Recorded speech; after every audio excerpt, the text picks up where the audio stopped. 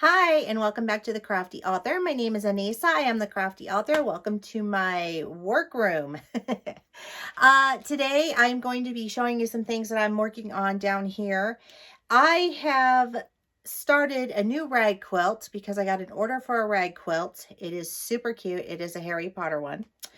I'll show you those. And then I want to show you what I've mainly been working on down here, which is Easter stuff. So today we're going to do something like this. I'm going to teach you how to do it. Isn't that adorable? These are mock-ups for my shop on Etsy. And so we are going to be doing a dress because I have an order for a little dress with this on it. It is super, super cute. And I've also done an extra mock-up of a shirt for a little boy. And so this is for the little guys. Aren't these cute? So these are going to be in my Etsy shop. And I'm really excited to do it. I'm thinking about making a girl version of this as well and doing it in the pink because I think it'd be cute. Anyway, we're going to start. I have the dress ready to go. So we're just going to hop on the embroidery machine and we're going to start doing that. Let me show you the fabric for the rag quilt that I'll be working on. These are the fabrics for the little Harry Potter rag quilt. Aren't they cute?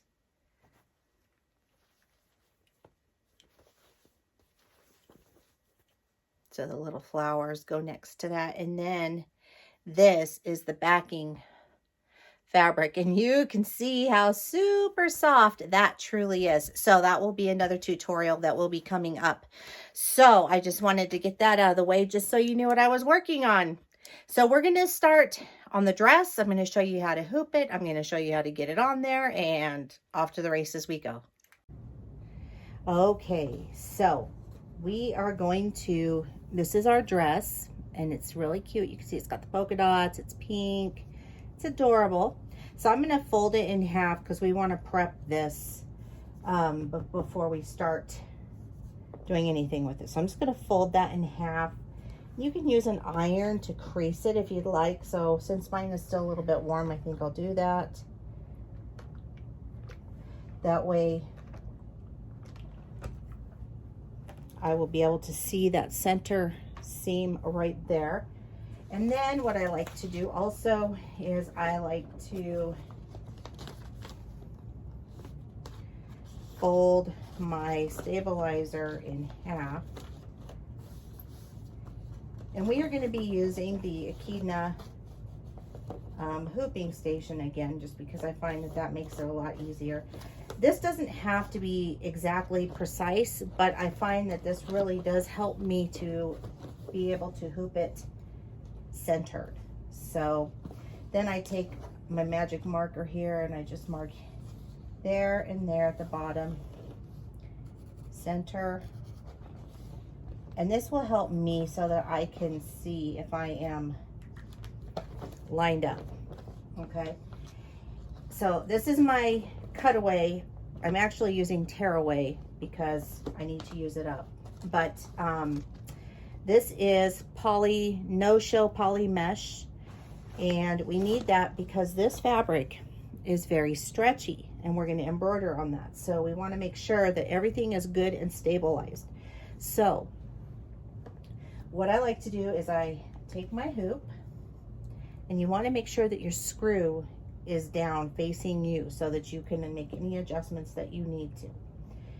And now I'm going to place my,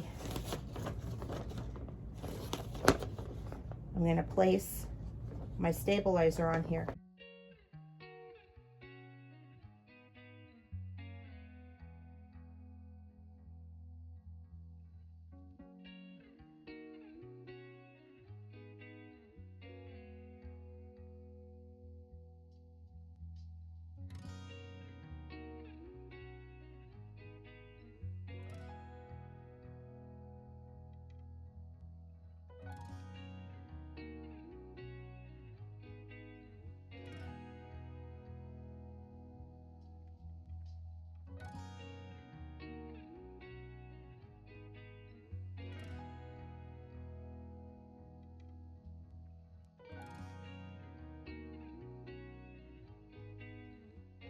Now we're good to go. That's good enough. So we're good.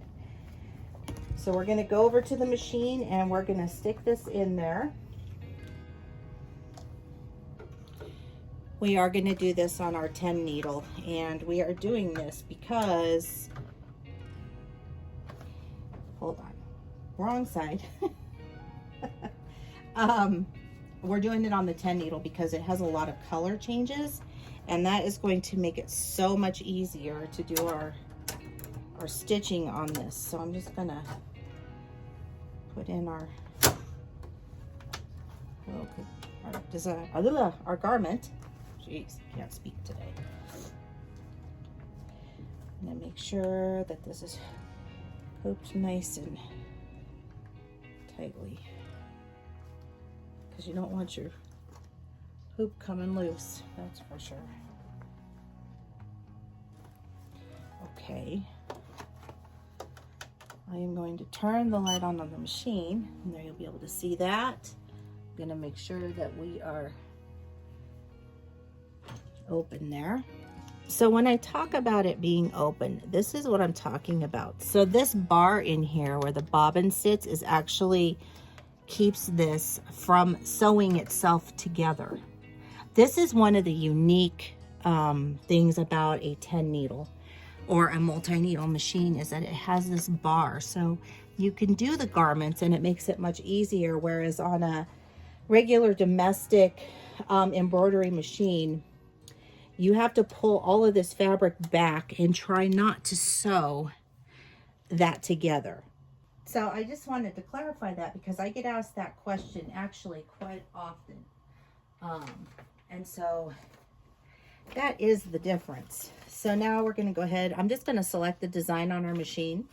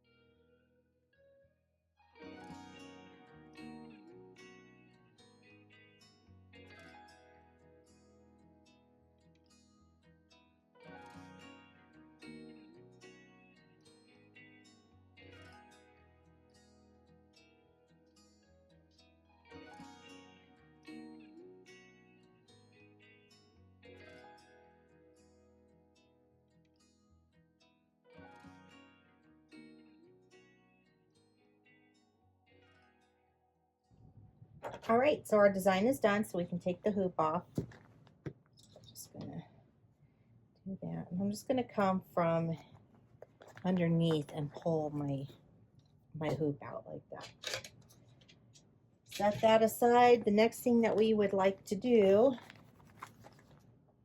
is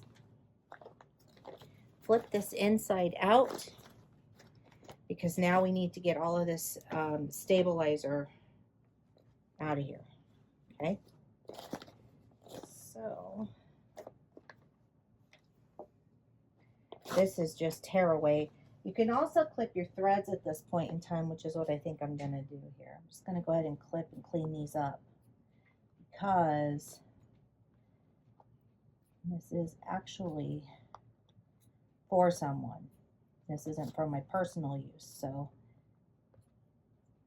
you want to make sure if you're going to give it to somebody that you clean up these jump threads on the back. It doesn't have to be perfect because, you know, nothing is ever perfect, but you want to clean it up as much as you can. This one doesn't have too many jump stitches on it, so it's relatively easy to just kind of get the bulk of them off. Okay, so I'm just going to start tearing this off because this is tear away.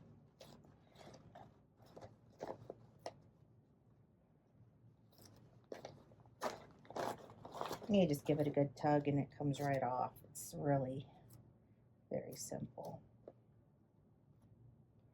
And whatever you don't get off, it will eventually come off in the wash. So, and you can just use a pair of tweezers to grab it. To see how quickly this is going for me, so.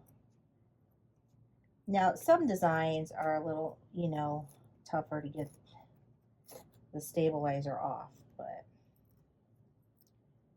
this one is pretty easy.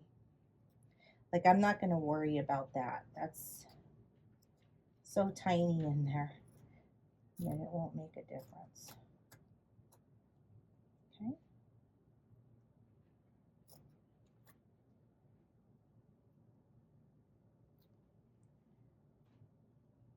Okay, so now we are ready to cut around our other stabilizer. Now this we don't get to tear off. You have to actually cut. So you don't want to cut too close to your stitching because you'll cut it. And you don't want to cut your garments. So you want to be very, very careful.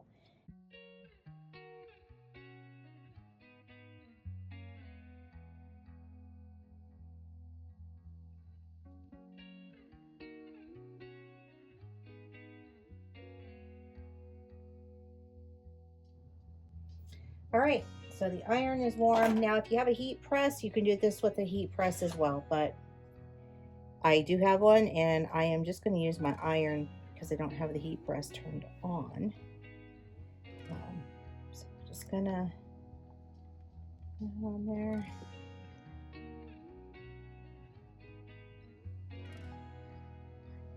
And just make sure it's on there really good.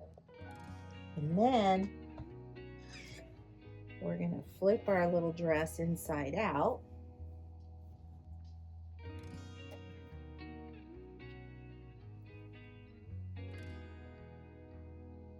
And voila. Now I'm going to press just a little bit to kind of get some of those hooping marks out of here. Okay, here you go. Isn't that adorable? Look at how cute that turned out. Oh, she's so cute. It goes with the little polka dots on the dress. It is so stinking cute. So, this is a design that I found in Creative Fabrica. I will link to that down below in the description box. All of the items that I used can be found in my Amazon store, which is also linked down below in the description box. If you would like to follow me on social media, the links are down below in the description box. Don't forget to give this video a thumbs up. If you would like to share, that's great because sharing is caring. Also, don't forget to click that little bell. You'll get notified each and every time that I upload an awesomely cool new video, and keep on crafting. I will see you guys next time. Bye-bye.